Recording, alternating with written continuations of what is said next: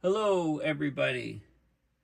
My name is Paul Beckwith, and in this video, I would like to discuss the details of a new peer-reviewed paper that has just come out on the risks of the Earth temperature rising so fast, exceeding tipping points, and heading into a so-called hothouse state.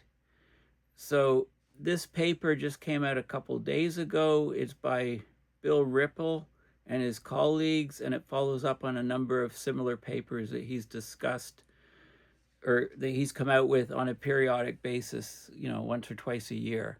So let's have a look at at what the big deal is about all of this. And this image is my favorite image from the paper. It's in the supplementary section towards the end, and it's basically shows the different tipping elements as the black circles, and then we have nonlinear Earth system components, and there's different categories of them. But if you look at all the arrows converging to the Atlantic Ocean here, this is basically the AMOC, the Atlantic Meridional Overturning Circulation, and I call it the mother of all tipping points because if it tips into a different state, if the water is not carried, the water from the Gulf Stream, if it circles, if it doesn't make it up to the Arctic, if it stops bringing all this heat up to the Arctic and over to Europe, there's so many other systems that come into play, and we live in a different world if that happens. So I'll get back to this figure in a minute, but let's look at the Yale Environment press release from February 11, 2026. Scientists see growing risk of hothouse Earth as the warming gains pace. So we're still seeing a rapid acceleration of the warming. Warming's accelerating, and it threatens a cascade of tipping points that would destabilize the overall climate. So in this new paper, scientists say the risk of a hothouse Earth is greater than we once believed. Okay, so as time proceeds, we find the risk is greater and greater and greater because of the great acceleration of global warming, climate change. After 1,000,000 years of oscillating between ice ages separated by warmer periods, so ice ages, glacial periods separated by interglacial or warmer periods, the Earth's climate stabilized more than 11,000 years ago, about 11,700 years ago, and that enabled agriculture and complex societies to develop. So William Ripple of Oregon State University is the lead author. He says we're now moving away from this stability that we've had and could be entering a period of unprecedented climate change. So this is becoming much more real. A decade ago, 2015, countries set forth in the Paris Agreement the target of capping warming at 1.5 degrees Celsius. Now, when the original agreement was signed, it just said 1.5 degrees above pre-industrial, and pre-industrial is defined as 1750. But since then, in the intervening years, pre-industrial has come to mean the mean temperature from, say, 1880 to 1910, or around then, turn of the previous century. Now, the Earth has already warmed about 0.3, maybe anywhere from 0.15 to 0.2, 0.3, even perhaps above that 1750 level. So keep that in mind, that the baseline did shift, and that's kind of cheating. Earth is now likely breaching that threshold of 1.5, even if it's relative to the 1880 to 1910 climatology or mean, 30-year mean. The world has not officially, well, in whose books, surpassed the Paris target. which will be judged according to the average temperature over 20 years. They're saying generally it's average over 30 years that you look at. But anyway, the average temperature over the last 3 years exceeded 1.5 degrees Celsius. That's relative to, say, the 1880 to 1910 mean.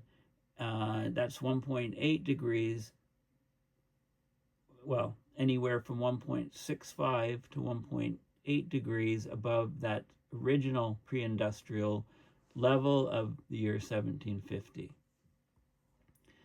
Scientists say that the Earth is likely as hot or hotter than at any point in the last 125,000 years, while carbon dioxide levels are at their highest in at least 2 million years.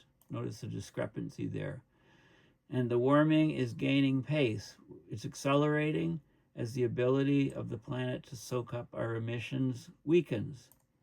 So forests that were once carbon sinks are now becoming carbon sources instead. They're succumbing to fire and to drought.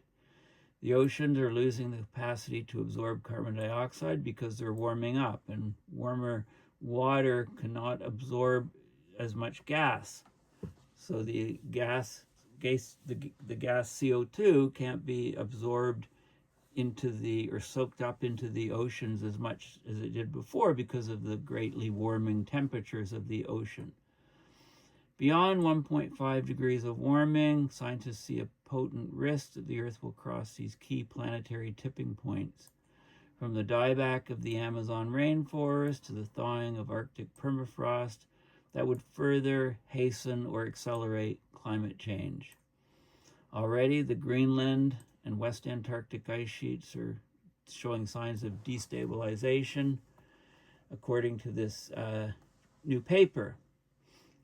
So the crossing of one tipping point can push the Earth past another tipping point in a domino effect. And this is what we mean by cascading feedbacks. It's like one domino falls and then all the others start to fall as well. For example, the melting of the Greenland ice sheet, well, let's say a greatly warming Arctic and loss of sea ice can lead to more and more melting of the Greenland ice sheet, which has just had record warm temperatures this winter. And that would weaken ocean currents, the AMOC, and then I showed you all those lines converging. That would disrupt rainfall over the Amazon and set off a whole cascade of other tipping points. And that could bring about a hothouse Earth. Okay, so we're not there yet, but we're very close. That's what the paper shows. Okay, so let's have a look at some of the details. But before then, a couple other links putting this in context is this was from February 10th. This was from just over a year ago. The Earth is already shooting through the 1.5C global warming limit. 2 major studies show.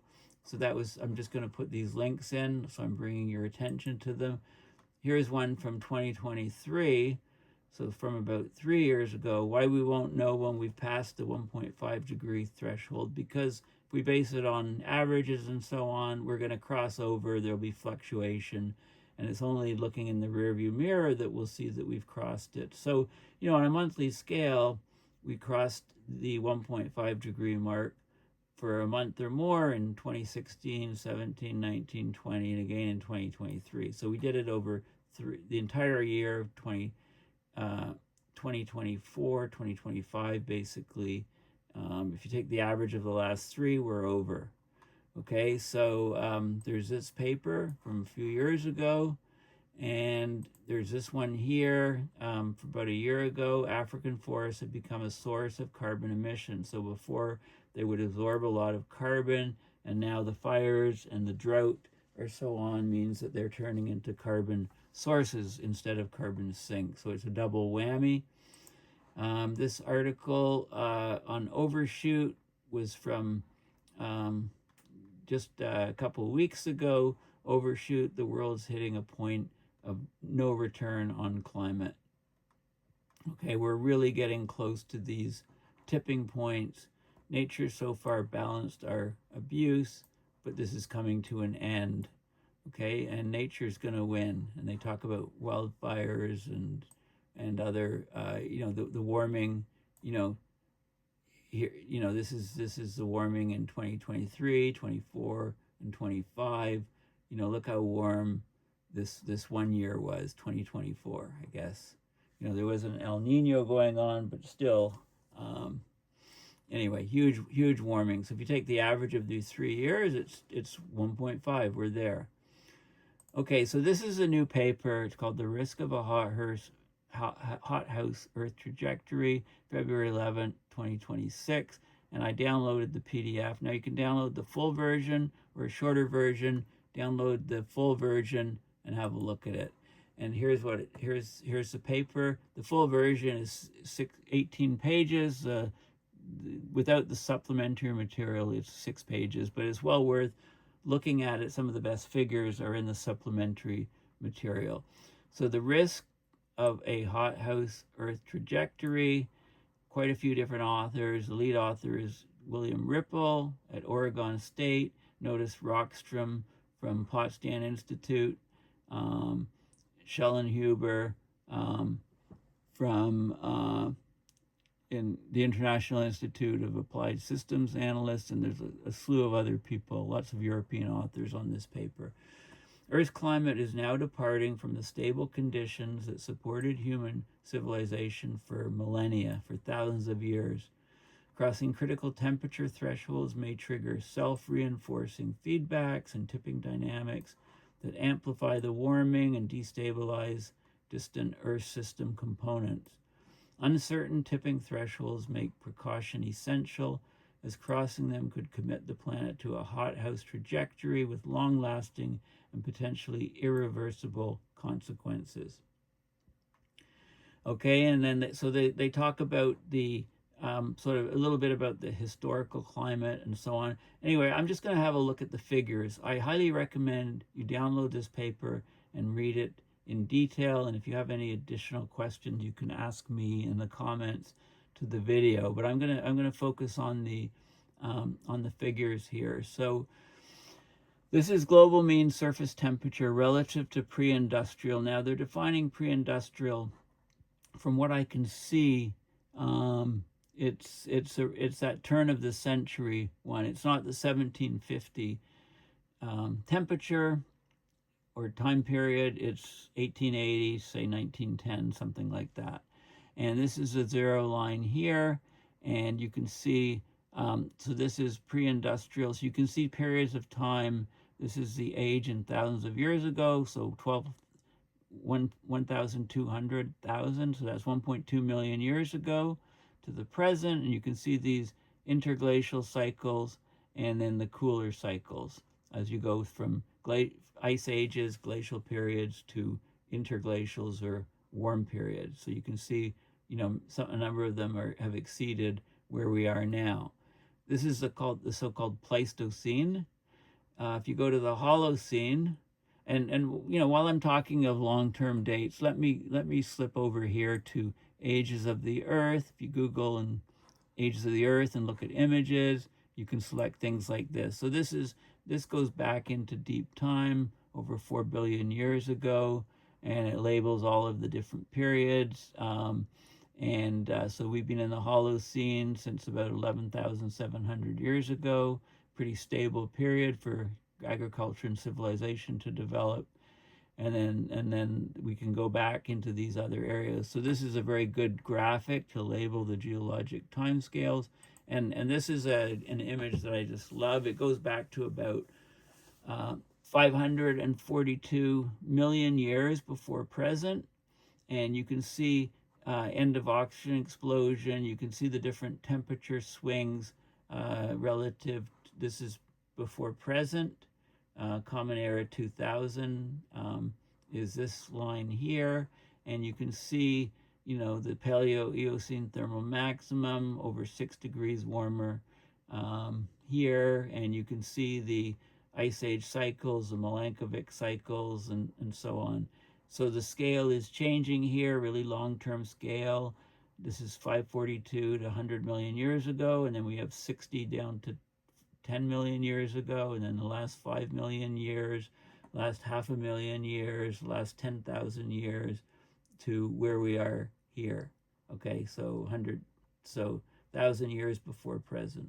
Okay, so the little ice age here and so on. Okay, so this is a great sort of overview of the temperature of planet Earth over time, and now we're shooting back up here. Okay, so that's really some good information. So here's where we are. This is thousands of years ago, so development of agriculture here, and then temperature, warming, but very, very stable over this time period, very, very stable. But now, from the age of fossil fuel use is accelerating here, and we're up to this point here, and then we need to use models, these different pathways, low emissions pathway, medium to high, and this is where the temperatures are heading. So we're bringing, if we go up to this sort of level in the next couple centuries, we're going to exceed anything in Earth's history, going way, way back, millions and millions of years. This is more modern historical temperatures and CO2. This is the CO2 level, and this is the temperature that you get. And this is the current state. We're well above this curve here. We've accelerated warming, and you can see the acceleration of the warming. This is from the turn of the previous century, pre-1900, 0.05 degrees Celsius of warming per decade with a lot of variation. And that's from 1880 to 1970. If you take the best linear fit from 1970 to 2010, is 0.19 degrees Celsius per decade, that black line. And then if you take 2010 to present, you get 0.31 degrees Celsius per decade. And actually, as I pointed out when in Hanson's last work, my last video, you actually get 0.5 degrees Celsius per decade if you look at just the last, 2015 to present, something like that. Okay, so we're just accelerating the warming. Now, there's various climate feedbacks in place. The basic warming is from the greenhouse gases and the reduction of the albedo or reflectivity, meaning more solar energy is absorbed. But there's all of these different feedbacks. Water vapor is by far the biggest feedback. A warmer planet means there's more evaporation, more water vapor in the atmosphere. Water vapor is a powerful greenhouse gas. Clouds is following it next. Sea ice albedo. So if we lose the sea ice, we lose the sea ice albedo or reflectivity. Ocean solubility pump, permafrost, wetlands, snow cover. I think snow cover should probably be larger here. I'm surprised it's at least equivalent to sea ice albedo, I guess, but the latitude is lower. Wildfires, and then you can see some of the negative feedbacks like lapse rate, dampening feedbacks, and Planck. This is just a Planck black body. Higher temperature, the radiation goes as sigma times temperature to the fourth power, where sigma is the Stefan Boltzmann constant. So basically, warmer Earth, it radiates as temperature to the fourth. So that's keeps it cooler. That's a dampening feedback. So it's huge. It's why we're still here, basically. Tipping elements, many different tipping elements identified. And there's a temperature, there's a lot of uncertainty as to when we'll cross tipping points. And that's why you see quite a wide bar. This is the 1.5 degrees Celsius threshold, which we're rapidly approaching 2. I argued that it will hit there by 2037 or so. In this paper, it talks more about says probably before 2050. But you can see as the temperature goes up, you get more and more probability of these tipping points occurring. Here's where we think they basically are. The dot, it's not necessarily in the center. It's where the risk is the highest. So Greenland ice sheet collapse, West Antarctic ice sheet collapse, boreal permafrost, mountain glaciers, Amazon rainforest, boreal forest, the northern expansion. And then we have these same East Antarctic glaciers collapse, boreal permafrost. This was just abrupt thaw. This is where you get a collapse. Arctic winter sea ice collapse. I mean, it's much higher than I would have thought. So I don't agree with the ranking. I'd have to check the original source on where they're getting these from, but this is what they give. And then you get some of the ocean collapses, and they can actually slow down warming, right? In certain regions anyway. Not, I don't think globally they can. The AMOC, look at the huge range. So the AMOC is the mother of all tipping points. And there's a range from 1.5 to 7.5. So we basically have no idea where this thing is going to collapse. That's what that's telling me with such huge variation. And the monsoon, abrupt changes in the Sahel and West Africa monsoon, and then greening of those regions if the where the intertropical convergence zone moves. Okay, so there's all of these different feedbacks in the climate system. This is a good depiction. Shows here we are if the Earth is in a stable. This is high stability down here, low stability up here. The Earth is in the bottom of a valley here, generally stabilized, but that's not where we are. We've moved up here. Here's a tipping point. How close are we to the tipping point? Can we back off before we cross the tipping point? And then once you go over, the ball falls down a hill, and we're in a hothouse Earth situation. Pretty impermanent, at least on human time scales. This is if there's an early tipping point. Notice if this peak here of the curve is if this crest here is lower, okay, and maybe shifted over a bit, the Earth is here, we could be much closer to tipping than we think to this hothouse Earth. And this gives you an example of a tipping. If the Arctic sea ice vanishes, we get a lot more accelerated warming and more Greenland ice sheet melt, and that puts a lot of fresh water into the ocean. That can shut down the AMOC, which then has all of these different cascading tipping points. And they give the example here of the Amazon rainforest drying out and basically collapsing. So, okay, so there's all of these different connections. Now, this is the bulk of the paper. And in the supplemental information, there's a lot of really good stuff as well. So I love the images. They put a lot of effort into great illustrations here to explain things. So this is global mean surface temperature relative to pre-industrial. Again, the pre-industrial definition, 1880 to 1910 or so, not the 1750. So remember that. If you go back to 1750, you got to add a point anywhere from 0.15 to 0.3 degrees Celsius, most likely about 0.2 or something to the temperature. So these are the different eras. This is 60 million years ago to present. And so we've got the Paleocene, very warm period. The minimum temperature, so here's the band here. The minimum temperature was about 8.8 and the maximum was 12.6 in the Paleocene. And then we go to the Eocene, and the maximum was much higher, 16.1 degrees Celsius. The minimum was about, at the end of the era, was about 5.6 degrees Celsius. And then we had the Oligocene.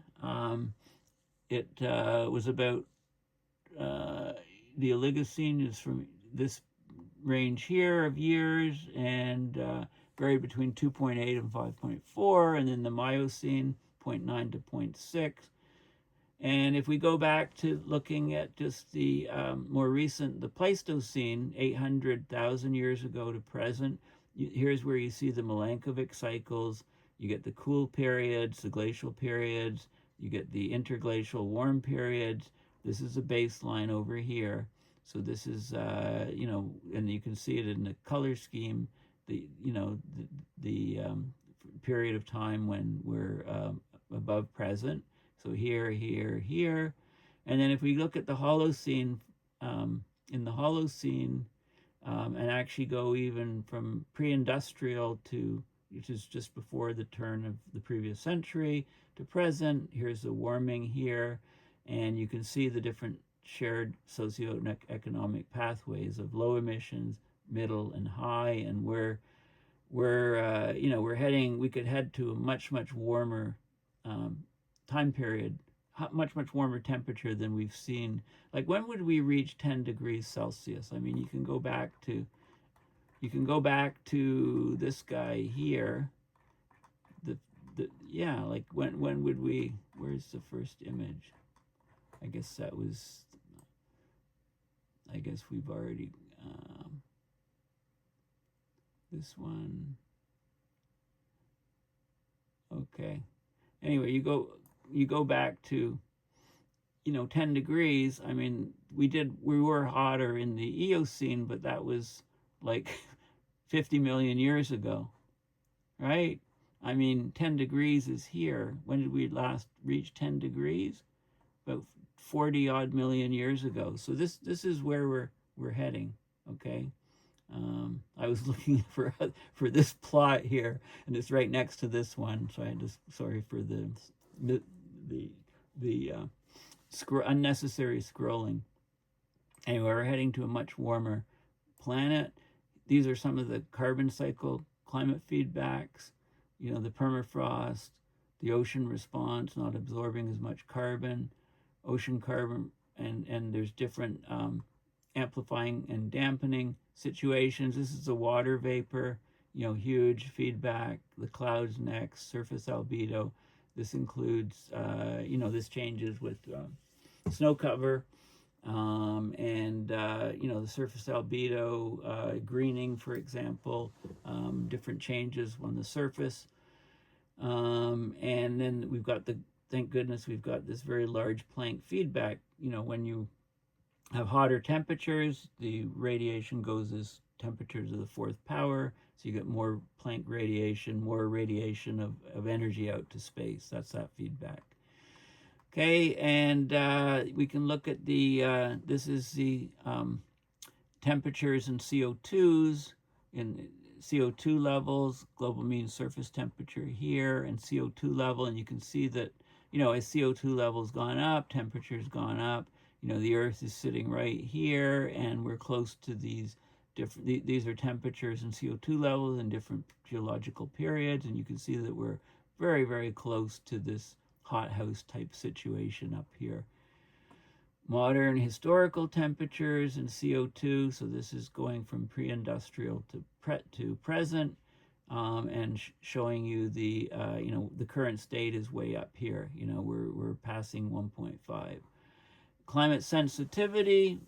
What is the equilibrium climate sensitivity? When you double CO2, how much does temperature rise? This is the 3 degrees Celsius curve.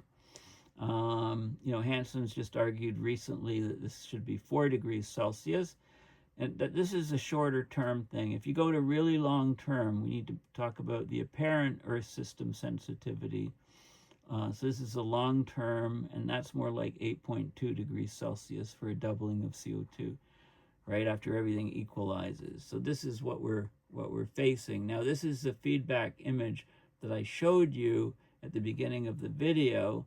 And you can see it basically shows you the interconnection. So, like Greenland ice sheet melts, then that raises sea level. You can get, basically if you get polar amplification, much more warming at the poles, then also the West Antarctic ice sheet is sitting on mostly bedrock below sea level, warming oceans, warming atmosphere. That could go further raising sea levels. And you can follow the arrows and see how interconnected everything is. And if you just sort of sit back and look at the overall image of all the circles, look at the arrows going into each circle and coming out, clearly your eye just comes right here right away. I mean, the AMOC is basically the mother of all tipping points. If the AMOC really slows down a lot more, shuts off, then we're living on a different planet, basically. That's the bottom line. So anyway, and then these are the references to all of the figures, etc. So this is a very, very important paper. I highly recommend that you have a look at it in great detail. Hopefully this video guides you to the paper. All of the links are in the description. And then, so watch the whole video, then read the paper in detail. Well, before you read the paper, look at all the figures first and try to understand the illustrations and figures. which hopefully I've explained most of them, and then read the paper and then come back and watch the video again. And you'll have a very good sort of understanding of the risks, the greatly accelerating warming that we're seeing and the increased risks that we're exposing the human race to by destabilizing our planetary systems. Thank you for listening. Please consider going to my website, paulbeckwith.net, and donating to PayPal, support my research and videos, or you can find me on Patreon. If you go to, I also have a GoFundMe, which you can access. I'll put the links to all of these things in the description. So thank you for listening, and please share these far and wide on social media and help me get this message out. Thanks again, and bye for now.